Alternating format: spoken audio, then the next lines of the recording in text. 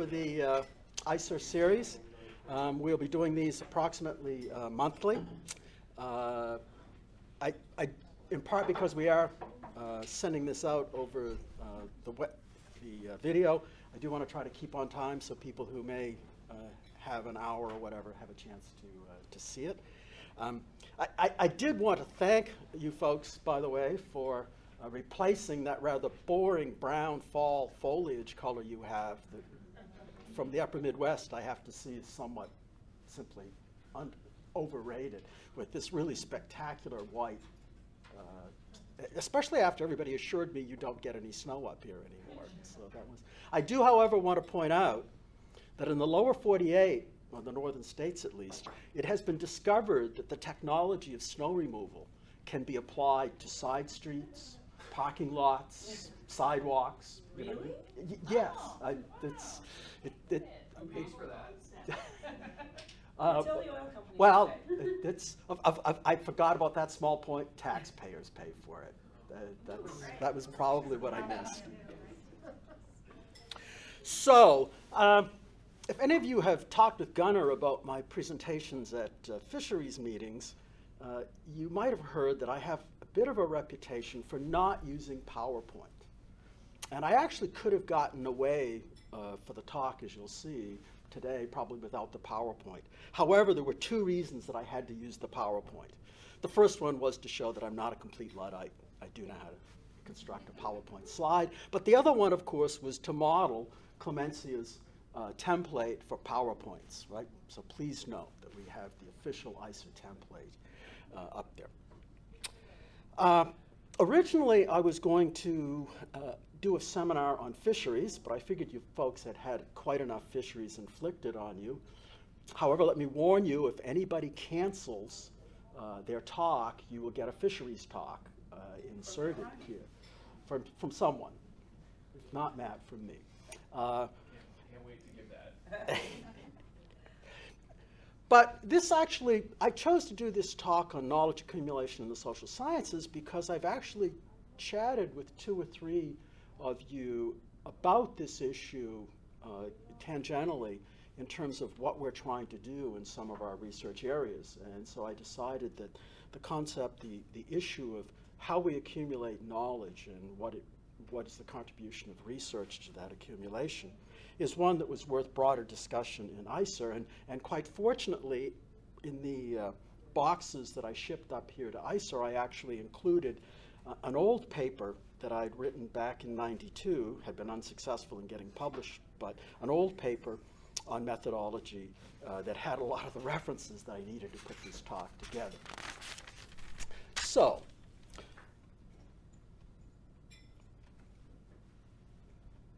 this talk is really about 2 interrelated issues. The first one is what philosophers would call epistemology.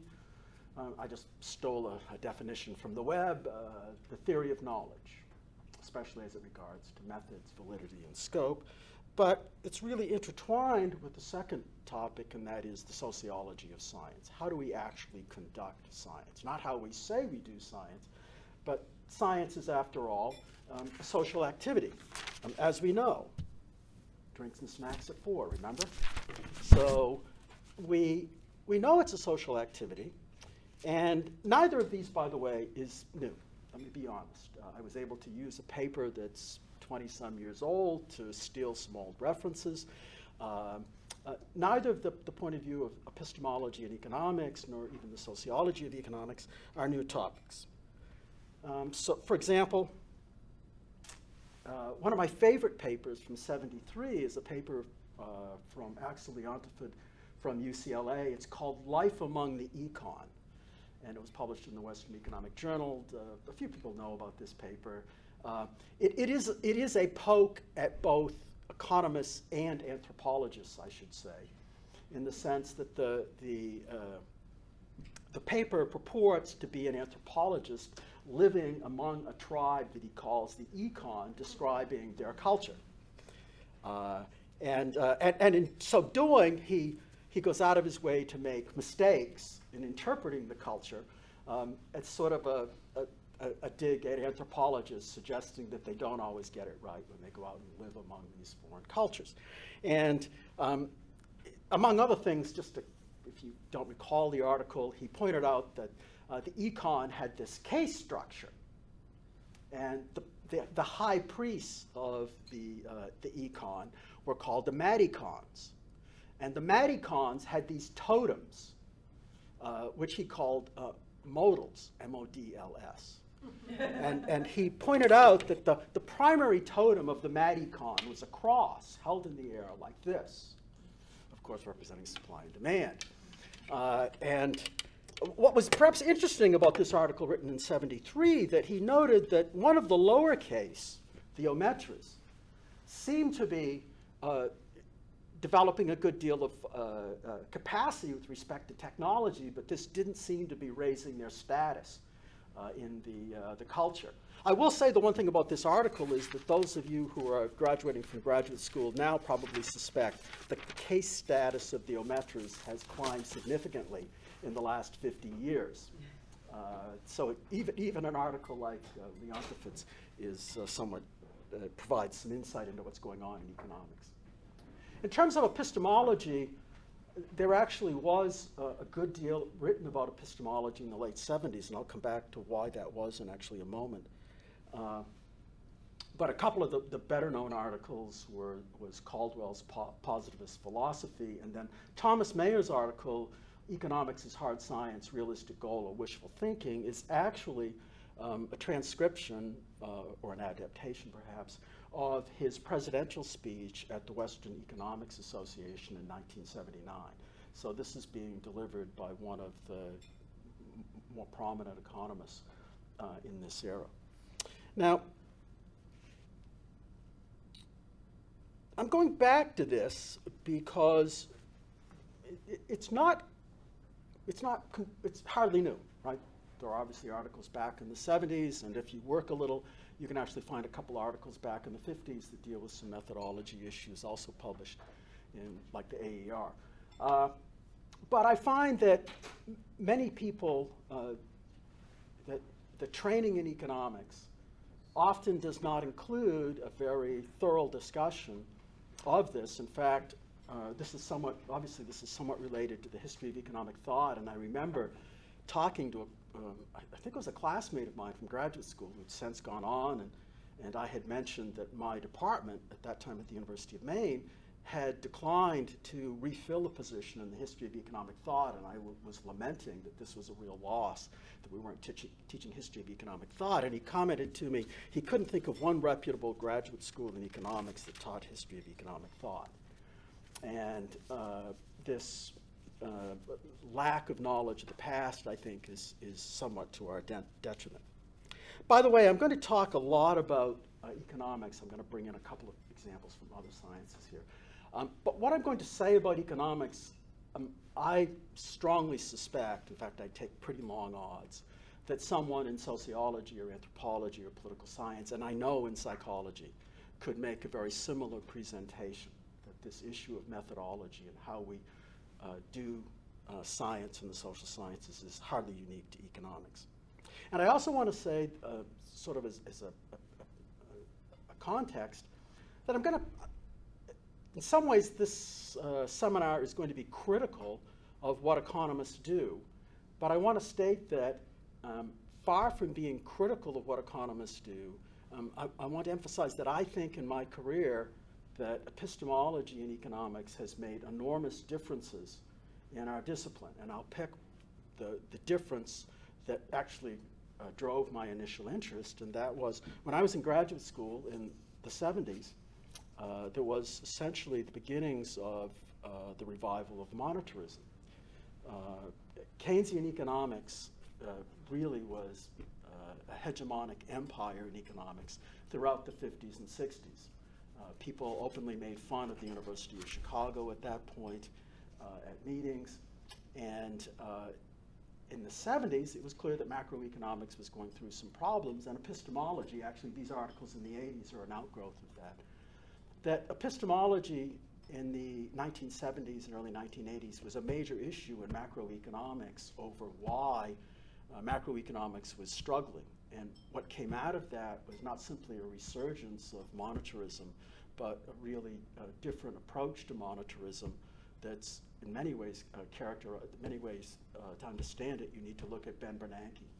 And Ben Bernanke's actions in 2008, 2009 to flood the market with money are based very much on the roots that occurred in the 1970s that were a result of this rethinking of what macroeconomics was about. So far from thinking that we don't make progress as a discipline, I want to be clear that I think we do. But the flip side is I think there are some fundamental issues in how we approach a methodology of economics that are really problematic. And of course, those start with the basis of what we teach in at least many first-year economics classes, maybe not all, but I suspect most economics textbooks still start with some variant on Karl Popper's empirical falsification. It's certainly in the first chapter of virtually every science textbook in physics and chemistry and so forth. And of course, empirical falsification, we're all pretty familiar with it. Science proceeds by putting the existing hypotheses to increasingly strong tests. And through that process, we weed out the weak theories and they get replaced with stronger theories. And we make progress by this winnowing and sifting kind of approach. What is true remains because it's not rebutted. What is false is gradually winnowed out. And we replace, and therefore we adapt our theories. We make progress through science. And this is the way we typically teach scientific methodology to most of our students. And of course, this results in the traditional HO-HA. You make a statement that is inconsistent with the theory that you're testing. You set out to try to prove HO. Your goal, remember, is to disprove the existing theory. And when you fail to disprove the existing theory, it stands to be tested another day under the alternative. Now, what's wrong with this approach? Well, what's wrong with it is that's not how we do the science. Our goal is not to disprove the existing theory. The goal is almost always to do something that proves the existing theory. And that is a fundamental difference of how we proceed. We are trying to, certainly we're trying to eliminate some of the incorrect features of the existing theory, but overall, economists are not trying to prove markets don't work as a core theory. And this idea received a good deal of attention, or perhaps, again, Thomas Kuhn's book was sort of standard reading in graduate macro courses in the 1970s because of this crisis in macroeconomics. And of course, Thomas Kuhn explained the idea of normal science. That is, that science proceeds most of the time within what he called the paradigm, and that's a word that's generally received pretty wide use today.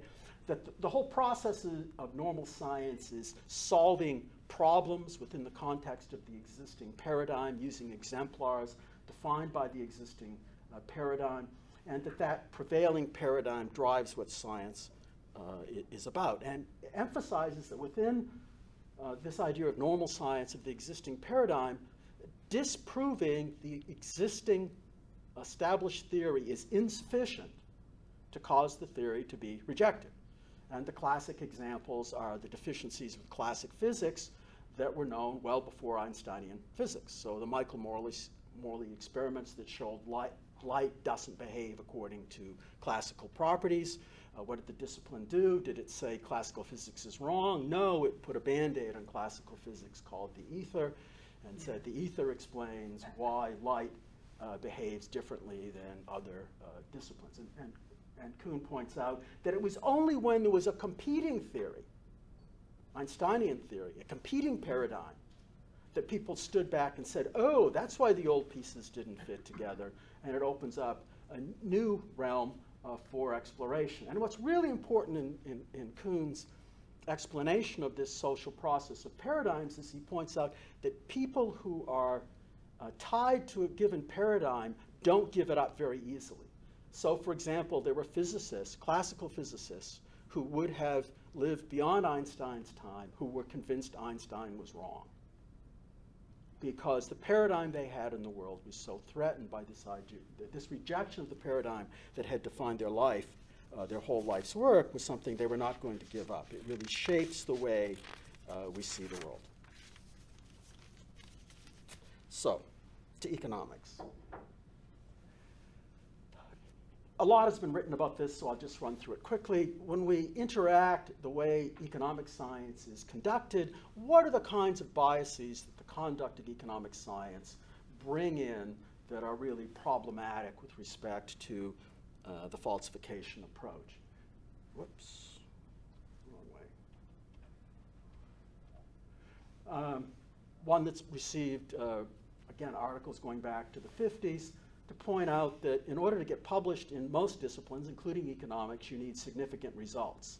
That is, the only way you get published is by getting results that are consistent with the current theory.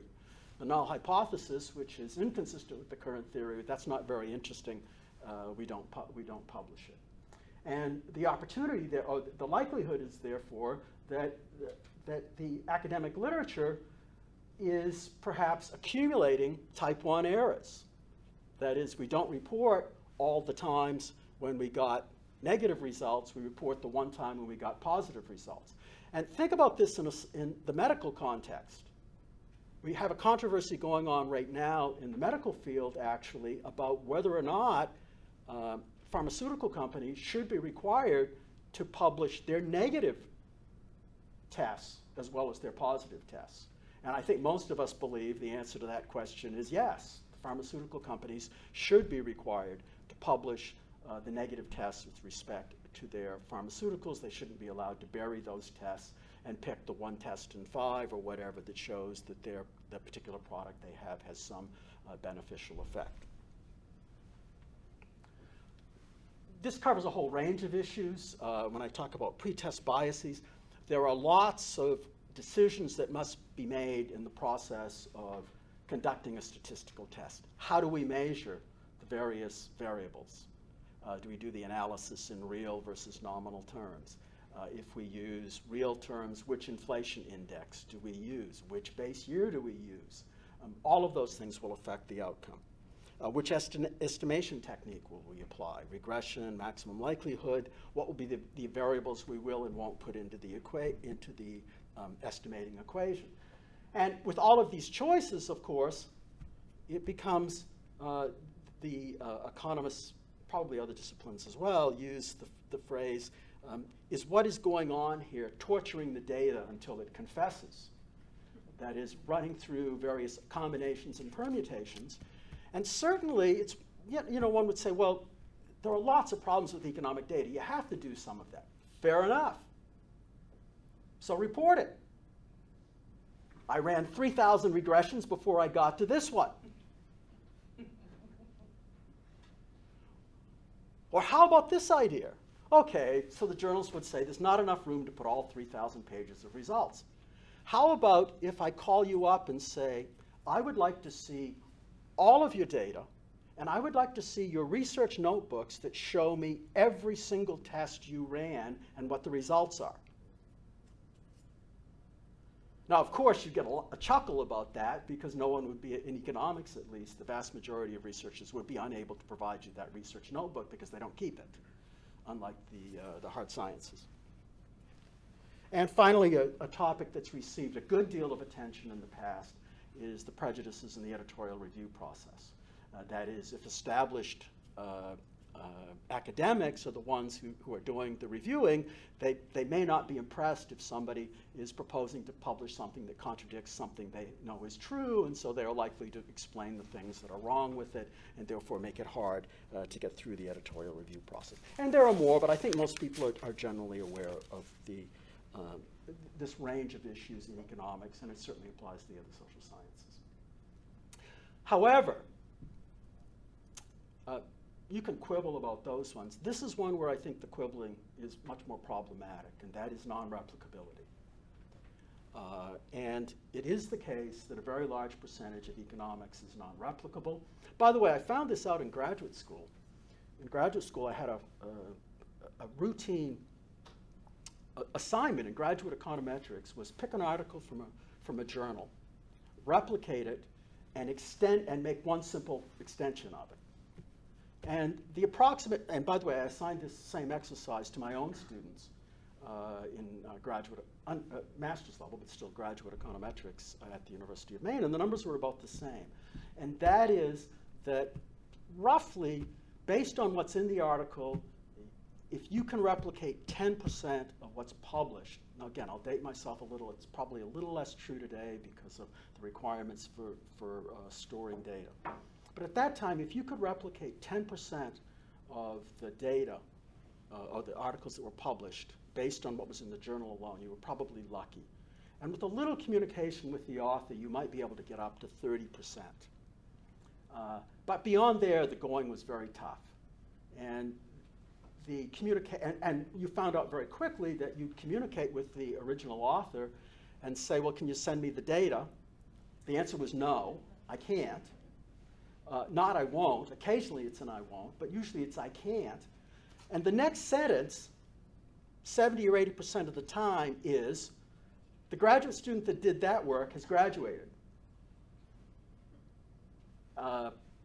And so the finding that the results are non-replicable was not surprising to me. What was surprising is that the person who really cemented it in the discipline was DeWald. He is the editor of the Journal of Money, Credit, and Banking. And he went to the National Science Foundation and said, would you give me some money to try to replicate all of the articles published in a journal it's slightly before, in the mid-'80s. And he went in and found almost exactly those same numbers. He could replicate. And by the way, the Journal of Money, Credit, and Banking at this time had a requirement to archive your data. So it was the only journal, I think, or one of the only journals at this era in '86 that had that requirement. So this was not the situation where the data is not required to be archived. They were able to replicate a couple of the articles I think there were like 10 articles. They were able to replicate a couple without help. They were able to replicate a substantial part, like half, with help. There were 30 or 40% they could not replicate. This is a journal editor calling you up and saying, send me your data, I published your article, right? This is not a graduate student for the University of Maine calling you up that you're blowing off. This is an editor of a journal you're blowing off. And what was really interesting, there was one article where, to be fair, those of you who do maximum likelihood may understand the problem, it was based on maximum likelihood estimation. And even with extensive work with the author, including having the author give them what they thought was the data they used and the estimation technique, they still couldn't replicate it. So this was, and by the way, the numbers here were almost exactly the experience that I had seen in graduate school.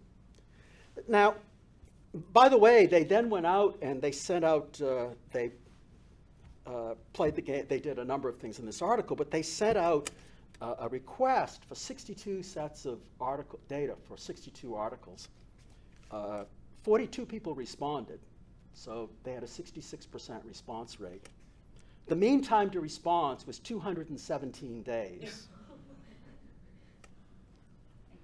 And ultimately, 66%, the 1/3 who didn't respond, and essentially half of those who did respond, were unable to provide the data that they needed. So again, it was very much in line with the experience that people had seen. However, I now know this is not a problem unique to economics. In 2014, Brian Nozak, the author is called Open Science Collaboration because, in fact, it's a very large number of people who attempted to reproduce 100 what were considered significant articles in psychology. And they were able to, again, very similar to the numbers in economics. About 1/3 of those could be replicated and 2/3 could not. So this is an article published. Now again, they're going back, to be fair, they're going back to the 50s and 60s to what would be considered seminal articles, and they're rerunning experiments that would have been run in the lab with college students in the 1950s, and there are lots of reasons why they might not be able to reproduce it. College students in the 2010s might be different than college students in the 1950s, for example. So there are lots of reasons why they might not be able to reproduce these experiments. But still, this was really eye-opening. But what I think is more eye-opening is get on the web and Google psychology replication police. You will find vitriolic streams worthy of a presidential debate. The idea that results should be replicated is being challenged by major academics. By the way, if economists had done something like this, I'm not pretending we would have an equally, I know you get the same result because I gave this seminar more than once and had somebody prominent in the room say, "You're challenging my integrity." That is the response that one hears. And you're saying, no, it's the scientific methodology. Fundamental part of the scientific methodology is that the results should be open for people to look at so that we can winnow out what's wrong, what's been done incorrectly, what mistakes were made. And if you don't believe that, you might go over to the physical sciences and see their attitudes towards replication. By the way, I'll say, I had a very interesting experience. As a fisheries economist, I was called in to do a study in Hawaii that one of the tasks was to replicate a piece of work done by a biologist at the lab in Honolulu. And he gave us the data, and I literally couldn't replicate the results. Not even close. And so I sent him an email and said, "I can't replicate your results." And he sort of quizzically came back, and we had a couple. And when he realized I was saying I could not replicate his results with his data, he came to see me immediately and said, "Look, there's got to be something wrong. I mean, I know this is right, and you should be able to replicate it." And it turns out that there was a key piece of information, which he acknowledges wasn't in the article, and that was it was a pairwise experiment. You drop two lobster traps, one with a big hole in it, one with a little hole in it. Does the big hole work better than the little hole? And there's 500 observations or something. But he had, in about 20% of the cases when they dropped the traps, they got no lobsters. Neither trap caught lobsters. He threw those out because he said, well, obviously they dropped these traps in places where there aren't lobsters, so there's no information, so I throw out these 100 observations. And when I went in and threw out the 100 observations, indeed, I got his results. But my point being, as soon as I said to him, when he realized what I was saying, it's not a question of getting close. I can't replicate it was a big issue. He wasn't very happy about the whole project, by the way, the fact that we've been called in from the outside to look over the shoulder. He was not happy about the whole thing. But the idea that this piece of research could not be replicated was a major issue for him. And to pick two examples from the literature, two pretty well-known articles, Robert Slutsky, New England Journal of Medicine, and John Darcy in Nature. If you pull out both of these articles, you will find at the end of both of these articles is the resume for Mr. Slutsky and Mr. Darcy, every article they have published in their careers, and following after it is one of three words: known to be truthful, known to be fraudulent, thought to be fraudulent. The entire resume.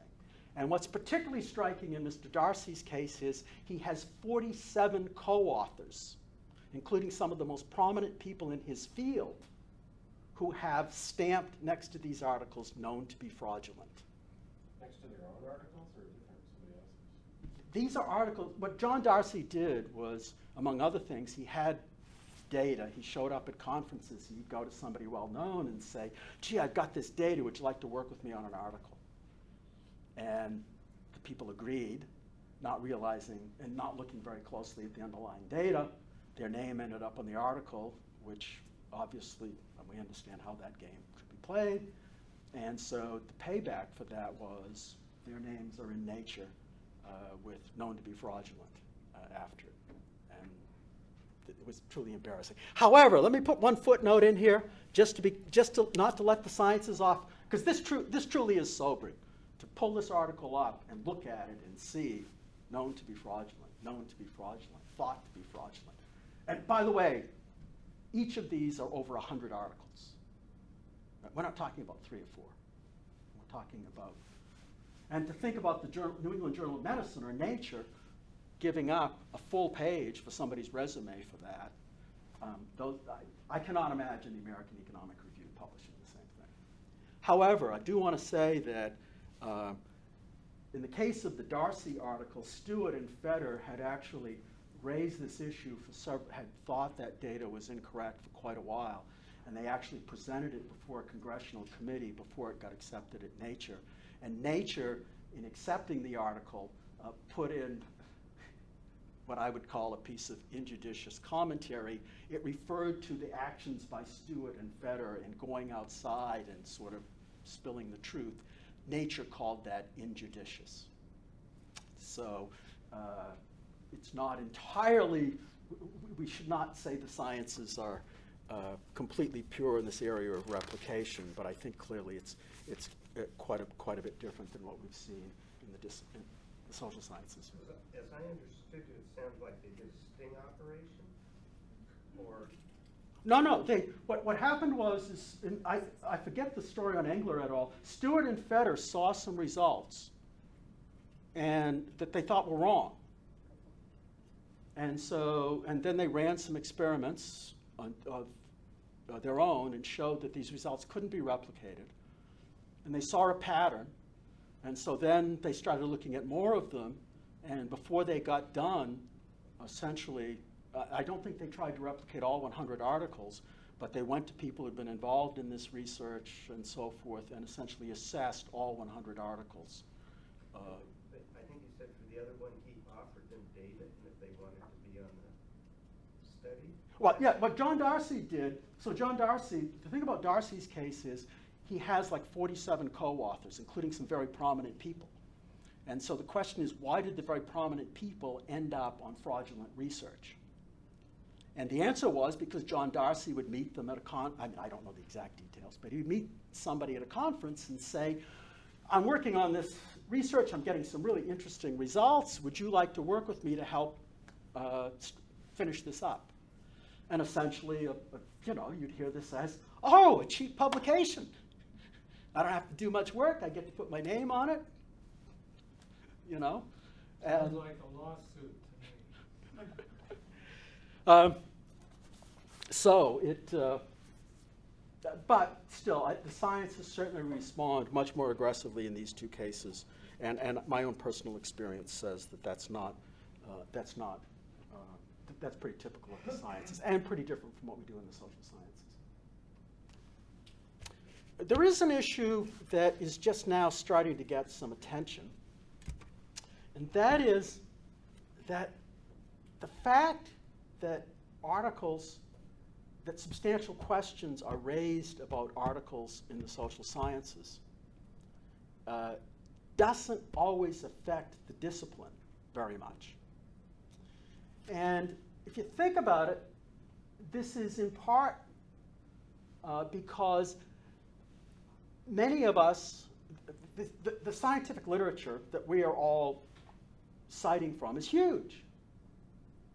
We may know the little piece that we're working in pretty well, but we've got to cite work from other areas typically as illustrating why this is important and so forth.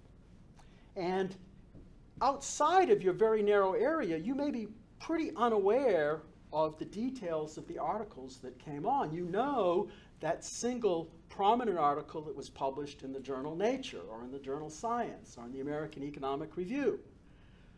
You may not know the articles published in much less substantial journals that question this or that detail of them, and you certainly don't know that there may be 10 or 15 articles taken together that no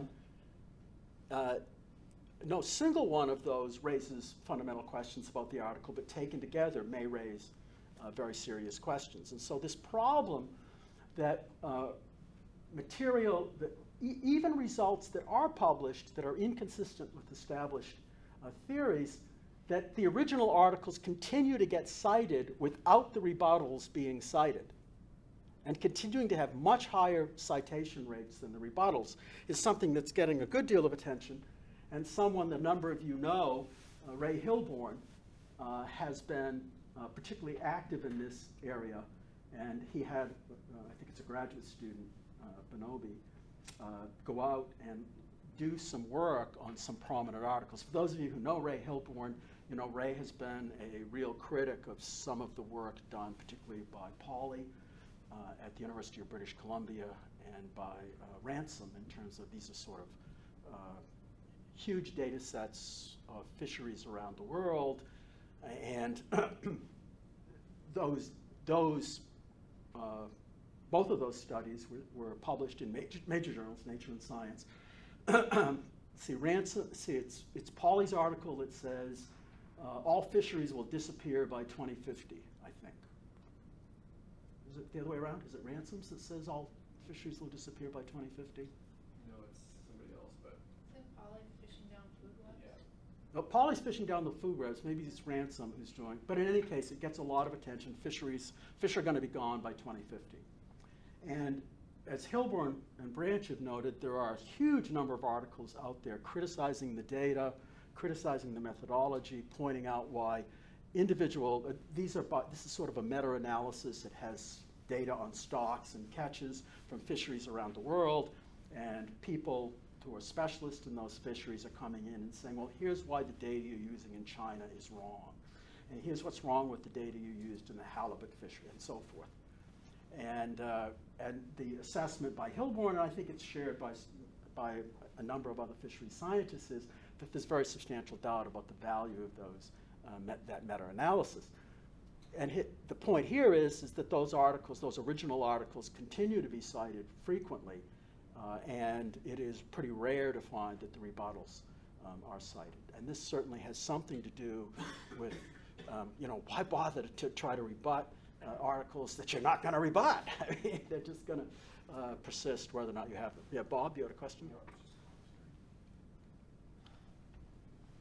So, oh, by the way, let me go back about Ray Hilborn's comments. Ray has been a bit of a gadfly in the fishery science area, and another article that he wrote was Faith-Based Science, published in the American, the Fisheries, which is the sort of trade publication, the American Fisheries Society, in which, among other things, he, like many other people, are criticizing major journals like Nature and Science for being primarily interested in results that will get headlines, right? That Nature and Science both, you all know that Nature and Science, prominent, probably the two most prominent science journals in the world, provide preprints of their articles to reporters at the New York Times. So the New York Times will tell how significant is the research being published in the journal Science. And this argument that major journals in particular, in order to build their significance in the broader world, are chasing headlines, has gotten a lot of attention. And it has caused some embarrassing situations. Probably the one that the most recent one was in the journal Science in 2015. Green and LaCour published an article that said, if you talk with somebody for 20 minutes, you can change their attitudes towards gay rights. So, for headline grabbing, 20 minutes, you can fix somebody. Pretty headline grabbing sort of stuff. When a request was sent out to get that data, the graduate student, who is LaCour in this case, refused to provide the data, and his supervisor, Green, agreed to retract the article. So one of the two co-authors agreed to the retraction, and Science did retract this article. But again, the question of what goes on in the vetting, in the peer review process for some of these journals is really been a challenge for the sciences in some cases, as well as the social sciences. So, the last slide. why did I think this was a good talk for ISER? Well, in part just because I think the big picture matters sometimes. It's time to step back and say, how do we fit in? How does the research we're doing fit into the bigger picture of making progress on knowledge so that we can contribute knowledge that helps solve some of the social problems? And in my seminar talk, I talked about this so-called wicked problems that many of our social problems, much of the research that is trying to address. Why is it that we can't close the achievement gap for minority students, despite spending money and doing lots of research on it? Why is that problem seem so difficult?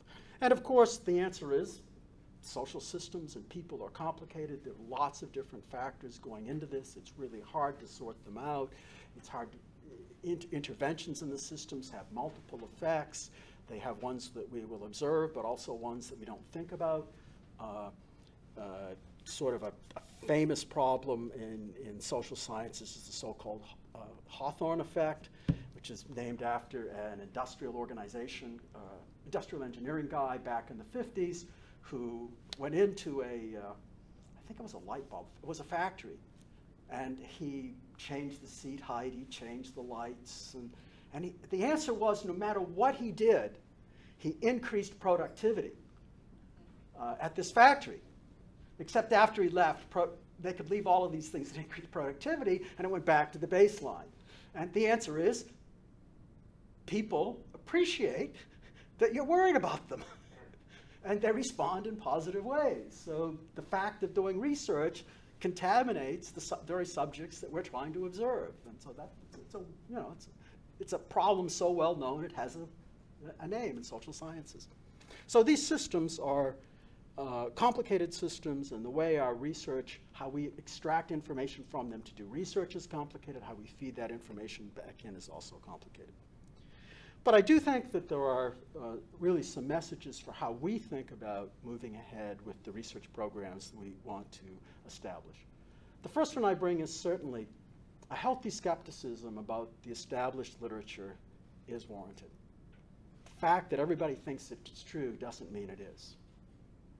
And I think that that's, in macroeconomic forecasting, there's a famous old saying, it's better to be wrong in good company than to be right alone. That impact or that effect is felt in our social sciences. The second thing is that synthesizing knowledge is in and of itself valuable. That trying to understand what are the factors that are influencing the kinds of results that we get is valuable. It is analysis. It's not simply replowing old ground for worthless reasons. That, by the way, is the response I get from economists. Why don't we replicate? It's inefficient to replicate. It's a waste of time. We've already done that. Move on. And my point is that going back and synthesizing is valuable. Indeed, I can say that as someone for whom the article for which I am absolutely convinced I am best known in fisheries economics is an article on limited entry. It actually started its life, I will confess this, it started its life as the literature review in my PhD thesis. A member of my committee said to me, because I was kind of published all 3 chapters, he said, no, you've got a 4th chapter that needs to be published, the literature review. And for those of you who know a little about fisheries economics, it's the article that basically summarizes what was going on in limited entry up through the 70s and said there's a reason why limited entry seemed to work at first and seems to be falling apart as time goes on, and this is sort of an understandable underlying phenomena. And that article, in many ways, was, I think, the people would mark that as the article that said it marks the period when economists turned from limited entry to ITQs. That prior to that, there'd been widespread support for limited entry, there'd been a sense that it worked, and yet bringing together all the accumulated evidence that showed, yes, there was a positive impact, but that over time, in many, many fisheries, that positive impact was eroded, and for very understandable reasons, and that actually economists had in case after case documented this and put it all together to say, look folks, there's a big picture here that's going on. It's the only article I've ever done that was reprinted in a book, and it's certainly the one that I think most people would know my work for. But the last issue, and I think this is an interesting one for, or the last two somewhat interrelated issues, that is somewhat interesting for the research we do.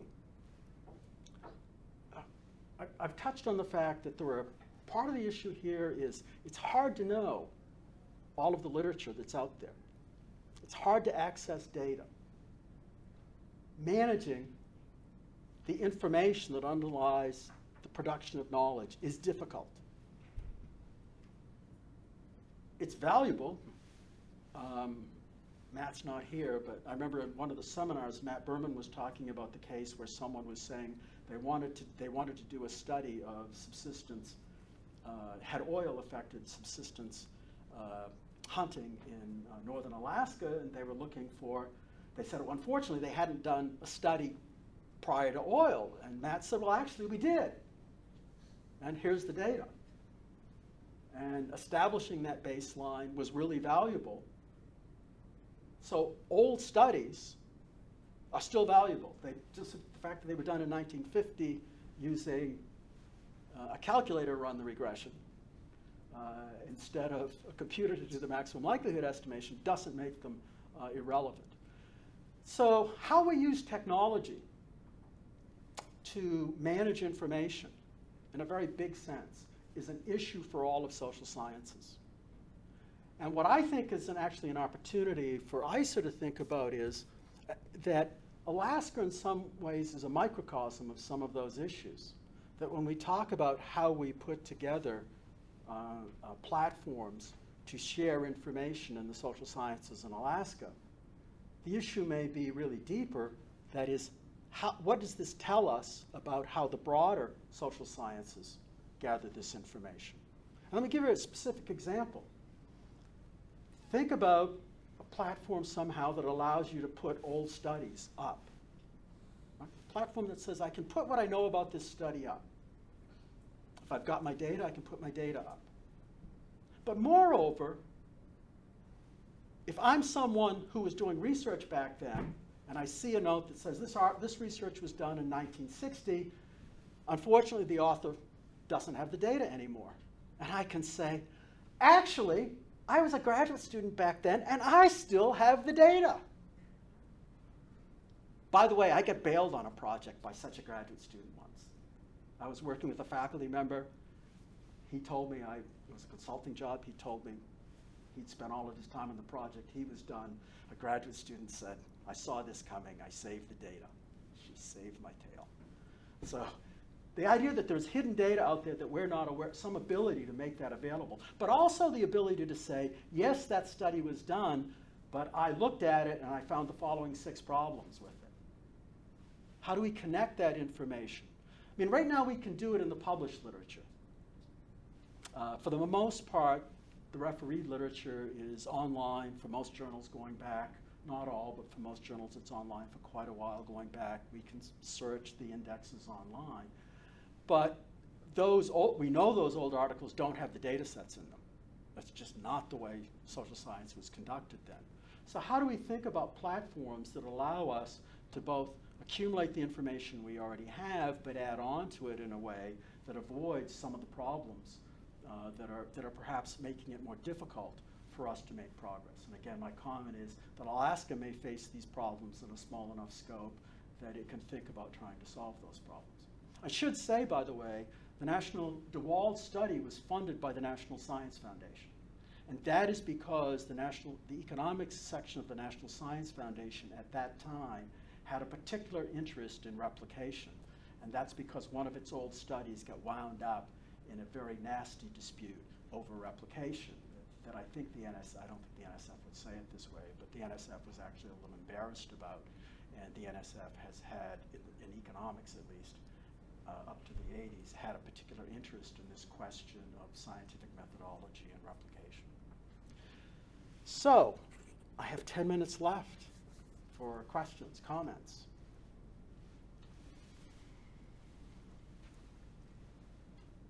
John. The issues about replicability and your sort of take on it shows that you sort of still have this baseline faith in science as something which gives confirmational value, which goes back to Popper, who Popper doesn't think of science as winnowing out the false to leave you better and more proved. Popper thinks that all you can ever do is falsify. Right. And he's coming along after Hempel and Carnap, who tried to give theories of confirmation, tried to mathematically show how you could do confirmation, and they fail. And at the same time, you can think that he's writing around the time that Gödel's proving his incompleteness theorem, and Turing is showing that there's computational indecidability. There's sort of this epistemic crisis across and underneath the sciences, and most social and natural scientists just ignored this and just kept pushing ahead as though the idea of science is confirming data or data confirming hypothesis worked. But that is, in some ways, the great myth of science, that it is not scientifically provable but taken for granted. And so just as a philosopher, just pointing out that whatever you want to do with the data, you act as though there's some solution. If only we had enough information, we could show that we're confirming. We would do the but people seriously doubt that. And the thing about Kuhn is he says there you switch paradigms, but it's never, science doesn't get you to switch paradigms. It's an irrational leap from one paradigm to the next. But in defense of the sciences, I think they are truer to their vision of it in the following sense, that if you want to go out and try to replicate work done by someone, it is actually possible to get it published. And it is possible to get refutations published. So, for example, go Google cold fusion. Right? Okay? No, seriously. What happened when cold fusion got published? Every graduate student in this country was running an experiment in the lab, and there's a bunch of articles published that say we didn't get that result. By the way, there are also articles published that say we got that result. And I think the consensus was that there were real issues with the precision of the measurements involved, and that it was really measurement error that drove their results, and not surprisingly, other people made the same measurement errors. But the point being, in that case, the idea of publishing dozens of articles that just went to the lab and did the same thing. At least sciences, I mean, you have chemical abstracts, physical abstracts, one paragraph. I did the same thing as person X and got the same result. Or I did the same thing as person X but tweaked this and got a different result. And again, it's not a full-blown article, but it's points in the water that say, I did this research if you're real, or I tried to follow up on this research. So I guess my point would be that I think the scientists, absolutely, criticizing it, the methodological basis of the sciences is useful in a number of ways, but I think you have to say the scientists are more consistent in their behavior with what they see as their methodological basis. That would be my point. I will say, by the way, the other thing that I find interesting is I've actually given this talk to audiences that included scientists, and what's very interesting is that physicists have relatively little trouble with this because of a number of the issues that you talk about, the uncertainty principle and so forth, and they say, yeah, at the core, there are unsolvable problems here. Biologists, by and large, are very reluctant to move away from falsification. And that's because they, and particularly the ecology side, because they face many of the same messy problems that we have in social sciences. And they really are wedded to this idea that just to give a small example, I was at a party when I was a graduate student with a bunch of biologists. It was a lab that I knew one of the employees. I got invited to the party once, didn't get invited again. But it was a bunch of, I knew that the lab, so I had raised, smart-ass graduate student, the point that the social context influences sciences. And he's, no, we're doing pure science. We're not influenced by the social context at all. So I know the next line I say, so what's the specialty of all you guys here? Never ask a question you don't know the answer to, right? They're embryologists. It's an embryology lab. And I said, so what kind of research are you doing?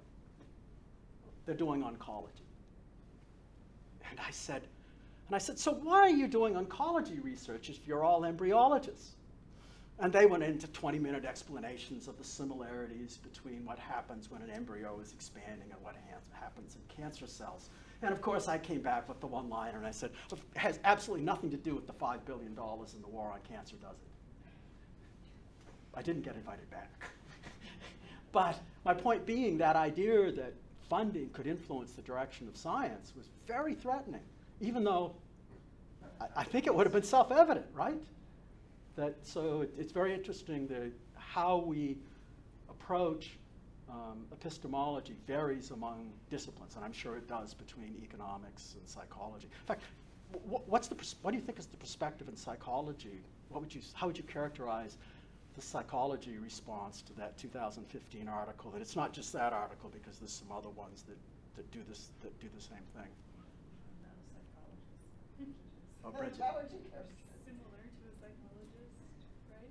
I mean, I think psychologists like to think that it's replicable, but like you said, we always have the caveat that, well, we have this sample that may or may not generalize to the entire population, aka you do it with your sample, it also may or may not generalize and therefore be different. I mean, we're always saying, like, yeah, this college student sample is this college student sample. Do you think that article in 2015 is having any impact in the discipline? I haven't seen any direct impact, but I mean, I can't say for sure. The 86 article by DeWald, by the way, did have an impact, and that is most journals had implemented policies about making your data available to them. So that. I mean, behavioral sciences have their own whistleblowers, and I don't know if you've heard of Johnny, I'm going to say Unitas, in Stanford has basically made his career getting funded to confirm or rebuke a lot of the behavioral science. I mean, he's not well loved, but I did see him present at a behavioral medicine conference, and it was very similar. I mean, it's the same thing. It's not replicable. I think what's difficult for the sort of work that I do, at least, is, realizing that what is developed in a very controlled environment, where you've controlled for the variables and it's probably much more replicable, is totally irrelevant when trying to implement it in a real world setting where nothing is controlled. And very hard to replicate a clinic environment, so to speak. But if that controlled intervention isn't going to work in a real world context, it's totally irrelevant. See, and I think that is the systemic issue that we at ISER might think about. That is, that we do evaluations of these, I'll call them clinical, they're not all clinical, but trials of various kinds, and intervention A works. And there are other people that say intervention B works. And yet at the end of the day, all of these interventions that we know of that work, we can take them out, and we're not, the underlying problem we're trying to solve, but we're barely moving the needle in terms of the impact. And so I think that's why I think this sense of a higher level perspective on what we're doing, how our research is connected to that bigger perspective, and saying our goal is to get at that bigger issue, not just the study we're at. I think that is a vehicle for us as a research institute to think about doing bigger science. That was the context in which I've had this discussion, by the way, 2 or 3 times with people. So, yeah. So I have seen prior to 2015 even more movement towards publishing data sets in publicly available databases, some journals that require it. When you were talking about the study about changing people's attitudes about gay rights within 20 minutes, in that example you mentioned that part of the issue is the peer review process. And as an author, I've never had a peer reviewer say, give me your data set so I can check your regression model. I'm curious what your suggestions are for us as peer reviewers. So, did anybody go see the movie Fermat's Last Theorem? I didn't see it. I'm just thinking that So you and my wife wouldn't discuss movies together. well, no, I'm not. So Fermat's Last Theorem was this. Let's see. there's no integers above Two. 2. State the Solvable fi- for x, there's no value of n greater than 2 that's solvable for x to the n plus y to the n equals z to the n. Right. And so And this. he says in the margin, I have a wonderful proof of this, but it doesn't fit in the margin. Right. So that's, and Fermat has done lots of theorems, but this was his last one. It hadn't been proven, and people had not disproved it. But this had been a holy grail for mathematicians, and there was a pair of mathematicians who thought they'd found essentially a backdoor way to solve the problem. And they sent a 150-page article off to some mathematics journal. A reviewer went through 150 pages and said, on page 99, you make the following assumption or something like that, and sent it back. The two fellows go back to work for like a year. The reviewer went through 150 pages of some of the most sophisticated mathematics in the world. Asking reviewers to replicate your data set is nothing compared to what that reviewer did. And yet in mathematics, that is the standard to which they're held. So I think the idea that we give social sciences a free pass on replication of the data that's being sent is in fact part of the problem on this data. Now we get into all the issues about confidentiality and all that sort of thing. On the other hand, there are disciplines which deal with the confidentiality issue by saying when you run a study, you will hire an independent person who will be subject to the same confidentiality standards as you to double check your work. So that person will, because confidentiality is a big issue obviously in the social sciences for many of these data sets. So I think, again, economists would say, well, that's inefficient. What if you only catch one error for every 6 weeks that you work? It's inefficient, sort of thing. On the other hand, economics journals in particular, if you sent mathematicians, are somewhat aghast when they get economics journals for what they see as sort of routine mathematical errors that are published in even our major journals. I think the reason the mathematical journals can do that and the social sciences can't is the mathematical journals know that when you put something down, it's supposed to be a proof, and it's supposed to be an absolute proof. Right. And if you say to someone, exactly how is the evidence supposed to support the hypothesis in this article, most social scientists can't tell you if they ran an analysis and that it did. Certainly mathematicians are quite different. Yeah. But I do think even in some of the hard sciences, if there were results that were really suspicious as part of the review process, it would, I don't know firsthand, but I'm pretty sure that one could find examples in the hard sciences where the review process did include people trying to replicate the results. Yes? In addition to replication of results, what value is put on accumulation of evidence, multiple trials that are showing similar or the same effects, but maybe slightly different, the methods may be different or the measures, or they're not able to control for everything, but if you see, years and years, like for smoking, the relationship between smoking and cancer, for example, I don't think they ever proved that without a reason, without any kind of doubt, but you accumulate these relationships. Well, I think about again, in the hard sciences, there would actually be a place in chemical abstracts to say, I took their experiment and I used a little higher concentration than they did, and my results were completely different. You could publish a one-paragraph chemical abstract. So if there was an economic abstracts that allowed, I look at it this way, this old problem with replicability. Had there been a journal called Economic Abstracts, where a graduate student could go get the data for everything published in the Journal of Political Economy and replicate it and get a one-paragraph publication that says you can't replicate that, it's wrong. First of all, graduate students would do it. And second of all, people would stop doing stupid things like I mean, again, DeWald found these articles were full of errors. Simply that this process of manipulating the data was so complicated that they made mistakes. And then even one that at that era, I assume it's still an issue here, at that era there were also issues about some of the software packages had bugs in them. They calculated the statistics wrong, or they got, and I actually did some of this. Everybody knew at that time SPSS was awful. Its precision was horrible. It would have, if you had collinear data, you could get parameters that were off by 10% off what you would get out over every other statistical package because of the underlying, the way they did the mathematics.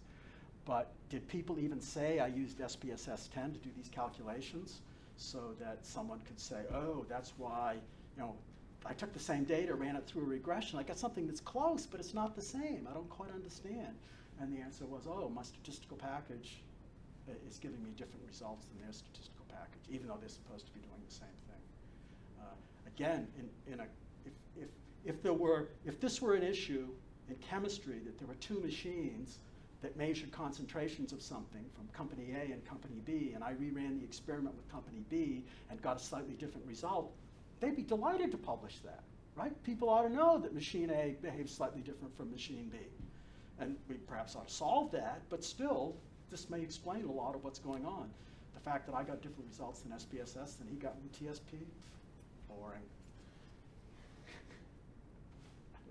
But again, I don't want to pretend that I don't think economics and the social sciences aren't making progress on issues. I think we are. I think my point is that the way in which we're making the speed with which we make progress is slower than it could be if we took a more systematic approach to it. And I think it explains why some of the problems that we see as these wicked problems that we seem to be making no headway on, despite all of this research that says intervention A will solve the problem, is because we are making these kinds of systemic errors. And I'm running over your time, so